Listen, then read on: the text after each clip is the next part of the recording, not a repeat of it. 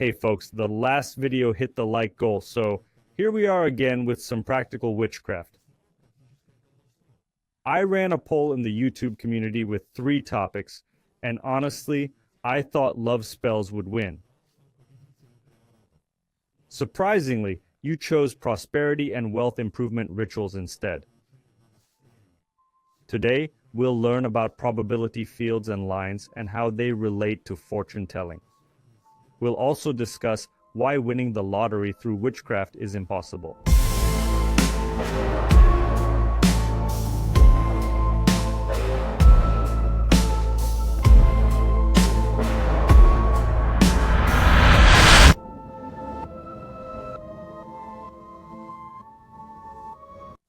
Before diving into magic, let's study some theory to better understand how witchcraft works overall. Unlike my simple-minded colleagues, we won't blame our failures on higher powers. We're responsible for our own successes and failures. To better grasp what I'm saying about our attitude towards all things good and fluffy, check out my recent podcast on this channel if you haven't already. So, how does witchcraft typically work? In cases of witchcraft in all its forms and manifestations, we don't create anything new. Rather, we make the outcome we need more likely, which is already possible. Let's look at an example. There are cause and effect relationships. The sun melts ice. The sun is the cause, and the melting ice is the effect. A puddle on the carpet from your dog. You didn't walk it, that's the reason. It went at home, that's the effect. Your whole life consists of explicit and implicit cause and effect relationships. Many of your current actions are both a consequence and the cause of new consequences in the future. You studied poorly, didn't get accepted, went to work as a cleaner. You can't retrain because you have no money. You have no money because without education, it's hard to find a higher paying job or start your own business. So there you are working 2 jobs, in school but studying poorly. I don't think I need to continue. This series of causes leads you into a hopeless situation that is simultaneously easy and difficult to break out of. But what does this have to do with witchcraft? As I mentioned before, witchcraft rarely creates anything new in its various forms. We make desired outcomes more likely. The ice example has many other possible consequences. We left ice on the street.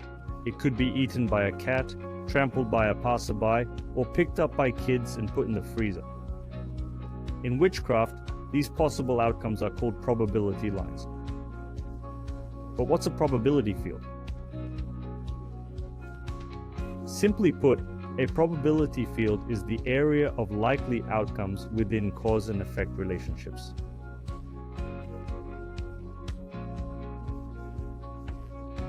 For instance, any viewer could become British royalty, but that's beyond the probability field.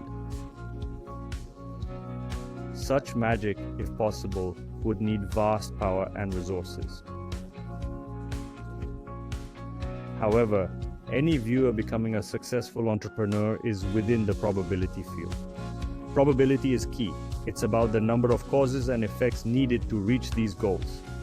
As you can see on the board, the probability field looks like a spider web's edge. The probability lines themselves represent all possible actions in this scope. Moment. Some lines are thicker, some thinner. Some hit dead ends, and some even break off. This is what we call fate. People usually follow the most comfortable thick line, predictable and linear. That's how most fortune telling works, if we're being honest. A practitioner using a tool like tarot simply sees the probability field and the most obvious cause-effect links. So, for yearly predictions, many factors are ignored. Doing the same readings long-term is pointless. Well, not tired yet? If so, take a break.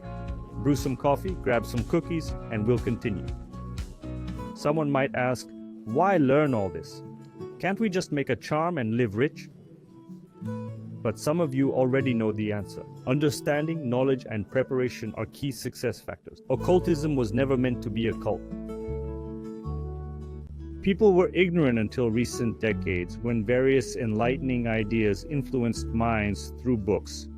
Not profound literature, but rather simplistic works about goodness, space, manifestations, wish fulfillment, and similar nonsense. Basically, your path to wealth might seem improbable or distant now. It all comes down to lacking knowledge about how the system works. If you don't understand concepts like vouchers, GDP formation, currency value, labor pricing, and basic banking principles, you likely don't grasp what income sources are or how to utilize them.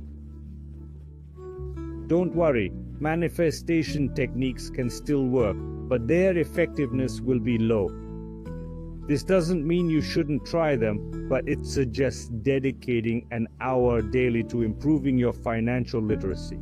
To sum up, a person who doesn't understand finance or have a job can only expect occasional part-time gigs. Consider a pretty girl who doesn't believe in love. Her goal's a luxe life, just needing good makeup to attract a sponsor.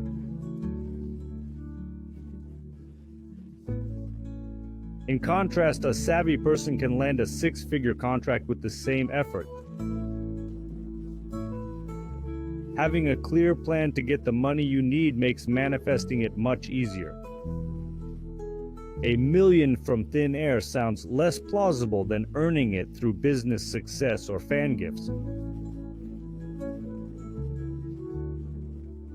With lotteries, it's cause and effect. One winning ticket, thousands buying, each with their own probability.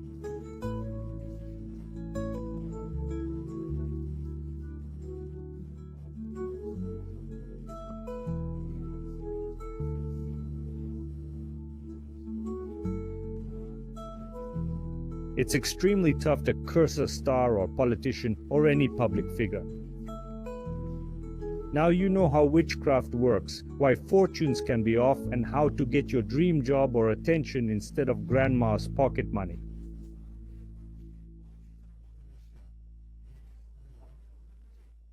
Not much left to do. I'll perform the ritual here. You can go to the forest, to the first or a new spot. It'll boost your spell's power. If confused, check the video link. Now, let's see what we need. Herbs for the circle, lavender or mint. I'm using mint. 2 candles, one for poverty, one for prosperity. Wax candles are best. If there's no alternative, use pillar candles, not thin church ones. I made these myself, as shown in another video. A quartz crystal or lucky stone works too. You'll need red thread and incense. I use herbal rolls. Let's start the ritual. Clear your altar or table. The setup doesn't matter much. Take herbs, put them in your hand, enchant as we learned before.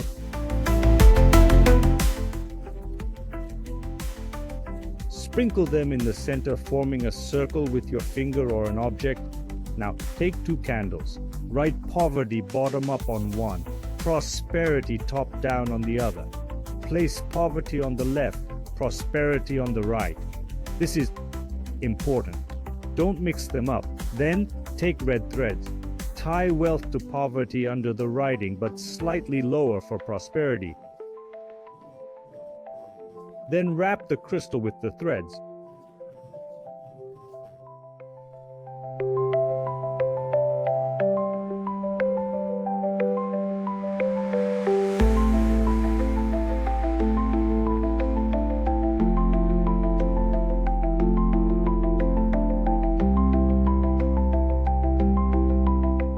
You can begin now. Ask spirits to witness your ritual and state your goal like, in this ritual I'll banish all negativity and poverty, bringing prosperity into my life. Light the incense and offer it as a gift to the spirits.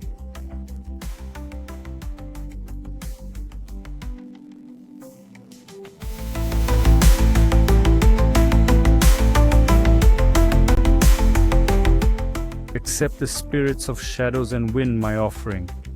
Help me in this ritual, so be it.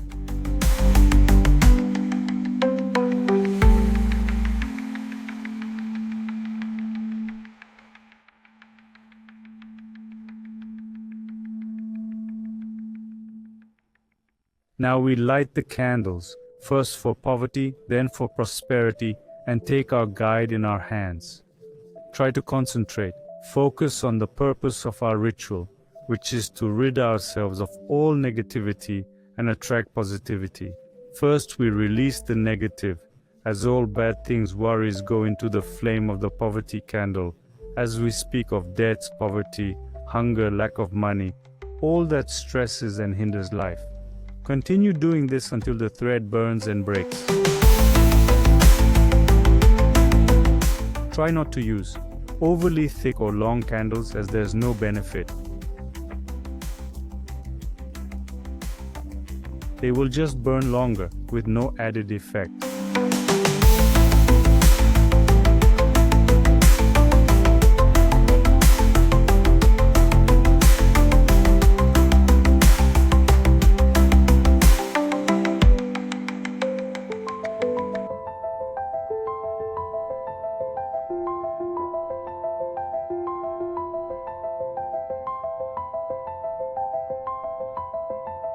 Don't wait for the candle to burn out.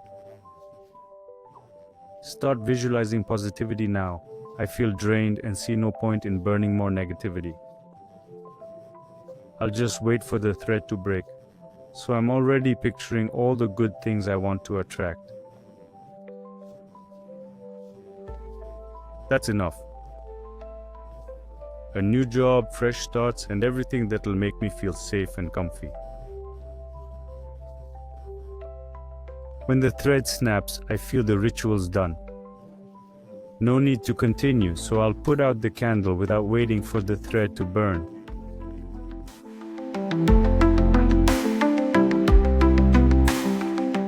Take some time to sit quietly and focus on yourself. On the goals of our ritual.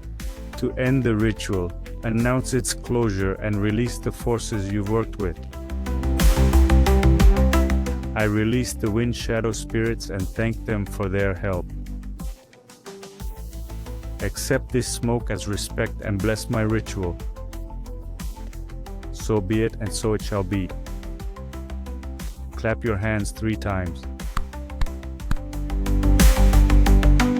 You can wait for the candle to burn out or not, it's not crucial. The main thing is to dispose of the remains properly. You can take them to a crossroads or toss them in running water.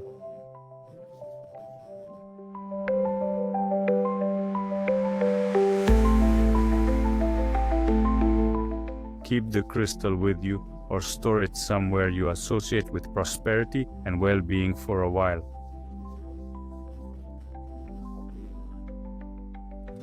If you like this format, comment and subscribe to help the channel grow. If we hit 100 likes, you'll get a new ritual.